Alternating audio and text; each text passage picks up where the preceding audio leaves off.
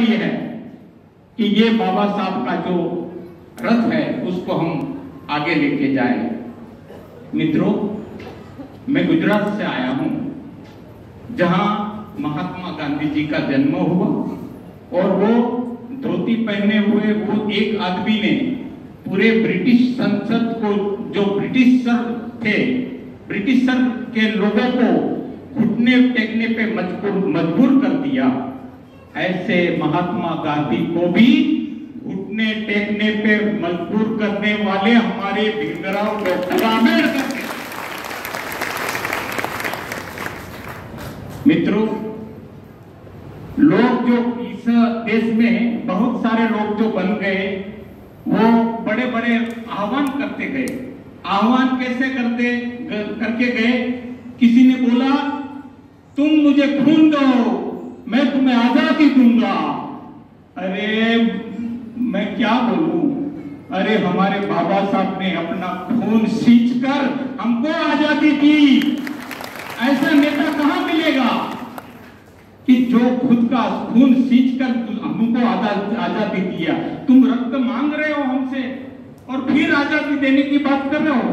बाबा साहब ने तो अपना रक्त दिया। बाबा साहब ने कितना तकलीफ उठाया, आप लोगों को शायद समझ में नहीं आएगा। वो जो लंदन में थे, मैं तो पूरा वर्ल्ड में घूमता हूँ, एक एक बात की हिस्ट्री जानता हूँ। और लंदन में अभी आप ये बुद्ध धर्म की जब हम बात करते हैं, तभी मैं देखता हूँ कि अरे हमारे बाबा साहब ने इतना बड़ा धम्म हमको दिया और ये धम्म जो है हम आगे ही नहीं लेके जा रहे, हम पीछे उसको लेके जाते हैं। आज भी हमारे में अंधश्रद्धा और ये हिंदू धर्म का मालूम नहीं, रीति रिवाज जाता नहीं है। मैं जाता हूँ हमारे लोगों के बीच में, जाता हूँ आगे के रूम में तो एक बाबा साहब का फोटो लगा हुआ है, भगवान बुद्ध भी रखे हुए हैं, और अंदर जाके किचन में देखता है तो हमारी बाया लोग वो वहाँ वो इस हर एक टाइप के देवता कौन कौन है होते हैं, वो तो आपको मालूम है कितने जात के देवता होते हैं। और अभी देखिए सोमनाथ मंदिर हम गए थे, साहब को मैं लेके गया था सोमनाथ मंदिर, और सोमनाथ मंदिर के नीचे 3 मंजिली विहार है, बुद्ध विहार है। हमने वो देखा, वहां की जो बुद्धिस्ट विरासत जो है वो वहां म्यूजियम के अंदर भी रखी हुई है। और वो बुद्धिस्ट विरासत, हमारा देश कितने आगे था, बौद्ध धर्म कितना आगे था, वो हम लोग जब ये हमारी विरासत जानते हैं तभी मालूम पड़ता है कि अशोक के समय में सही माने में ये देश जो है सोने की चिड़िया था। और आज ये देश को, ये सोने की चिड़िया को कोई लोग, जो लोग बेचने में लगे हुए हैं, पूरा देश बेचने में लगे हुए हैं। आज एक ही संविधान जो है इस देश को बचा सकता है, लेकिन संविधान बचाने के लिए तुम्हारे हाथ कहां है? संविधान बचाने के लिए तुम लोग कहां हो? आज भी संविधान के ऊपर एक के बाद एक हमला हो रहा है, लेकिन आप उसके लिए कुछ भी नहीं कर रहे हो। आप घर में बैठे हुए हो। अभी वक्त आ गया है हमको घर के बाहर निकलने का, नहीं तो बाबा साहब का ये संविधान बचेगा नहीं। मैं आपको बताता हूं, हमारा यही हाल होगा जो आज से 2000 साल पहले, 1500 साल पहले हुआ था। वो सोचिए तो सही, उन्होंने हमको पानी दिलाने के लिए आंदोलन किया, हमको मंदिर में जाने के लिए आंदोलन किया। ऐसे आंदोलन एक आदमी ने किया, आज तो हम लाखों लोग हैं। आंबेडकर बोलते हैं, लेकिन उनकी बातें सुनने के लिए कोई तैयार नहीं है। उनका जो मूवमेंट है वो आगे लेके जाने के लिए तैयार नहीं है। बाबा साहब का ये रथ जो है उसको हमको आगे लेके जाना पड़ेगा। अभी हम सभी लोगों की जिम्मेदारी है, ये भीमराव साहब अकेले की जिम्मेदारी नहीं है। आज हमको बाबा साहब के बाद में ऐसा नेतृत्व मिला है।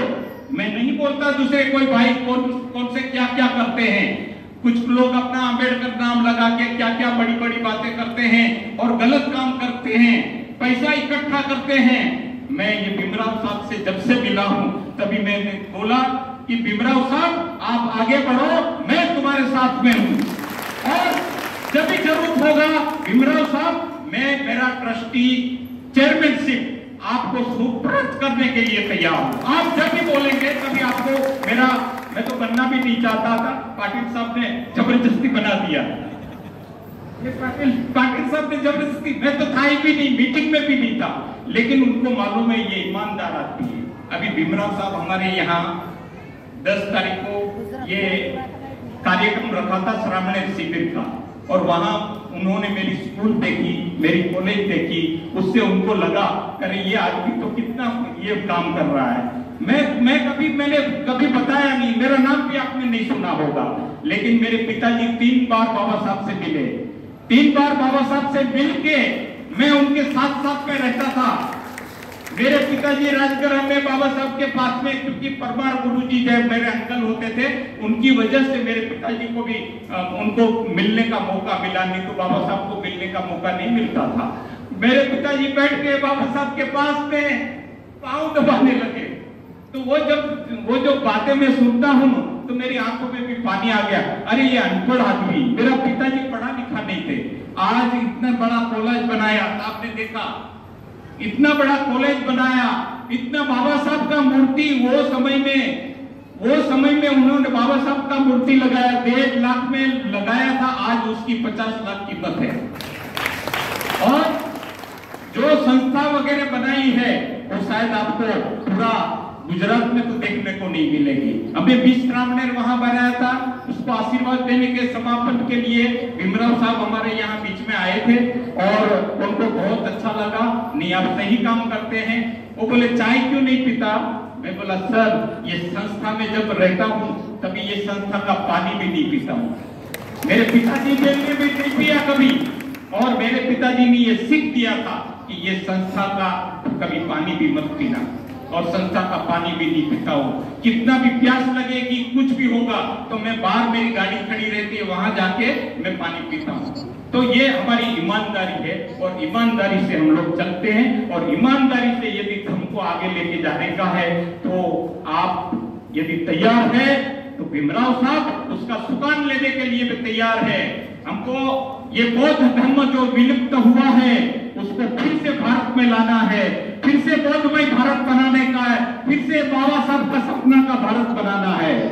और इतना कह के मुझे बैठना है, लेकिन मैं आपको एक गाना जरूर सुनाऊंगा सर, क्योंकि भीमराव जी जब भी मैं भाषण करने के लिए उठता हूँ तभी वो बोलते हैं कि ये गाना जरूर गाना, तो मैं आपको वो गाना सुनाऊंगा, लेकिन आपको मेरे साथ साथ में गाना है, आपको मुझे पाठिंबा देना है। वो मैं मराठी में बोल सकता था, मला येते मराठी, मला येत नाही असं काही नाहीये, मी मराठीमध्ये पण भाषण करू शकतो असं काही नाही, पण मी कारण माझी बायको आहे मराठी आहे। मराठा समाजाची 1967 में मी लग्न केला। माझ्या वडिलांनी सांगितलंय मराठी मुलगी, हिंदूची मुलगी आण घरात, आणि मी आणली।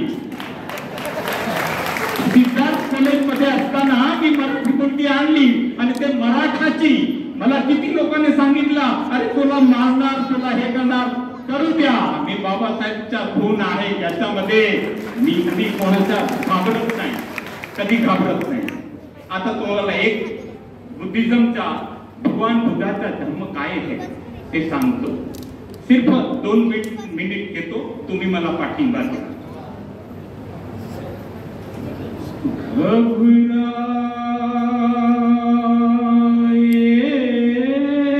जब मन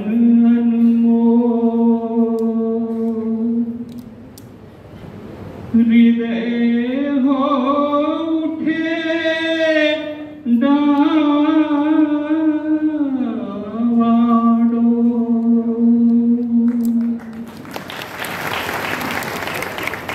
घबराए जब मन अनमोल और हृदय हो डावाडोल, तब मानव, आप सभी को बोलना है, जोर से बोलना है, बुद्धं शरणं गच्छामि, धम्मं शरणं गच्छामि, संघं शरणं गच्छामि।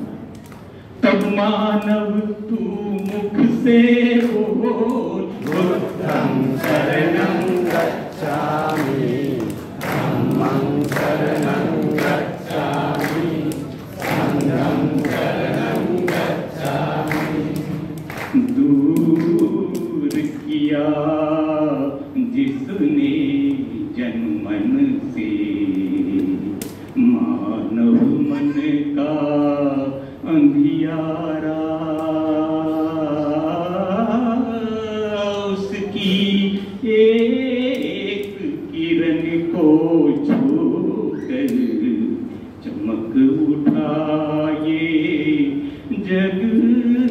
सारा।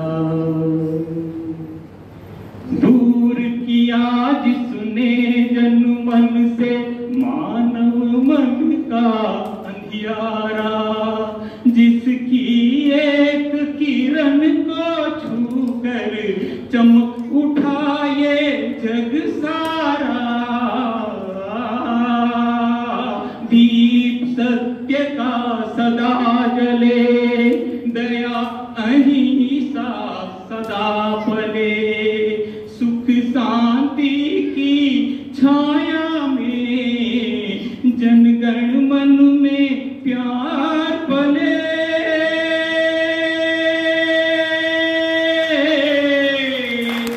भारत में भगवान बुद्ध का गूंजे घर घर मंत्र अमोल, तब मानव तू मुख से बोल, बुद्धं शरणं गच्छामि, धम्मं शरणं गच्छामि, संघं शरणं गच्छामि।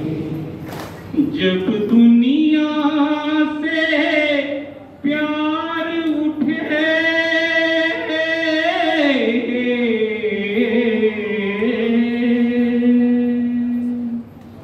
जब दुनिया से प्यार उठे, नफरत की दीवार उठे, माँ की ममता पर जिस दिन बेटे की तलवार उठे, धरती की काया कांपे, अंबर डगमग उठे डोल, तब मानव तू मुख से बोल, बुद्धं शरणं गच्छामि, धम्मं शरणं गच्छामि, संघं शरणं गच्छामि। जब शांति का राग उठे, लाल लहू का भाव उठे, इंसानी को आग उठे, मानव में पशु जाग उठे, ऊपर से मुस्काते रंग, भीतर जहर रहे तू बोल, तब मानव तू मुख से बोल, बुद्धं शरणं गच्छामि, बुद्धं शरणं गच्छामि, धम्मं शरणं गच्छामि, संघं शरणं गच्छामि। नमो बुद्धाय। जय हिंद।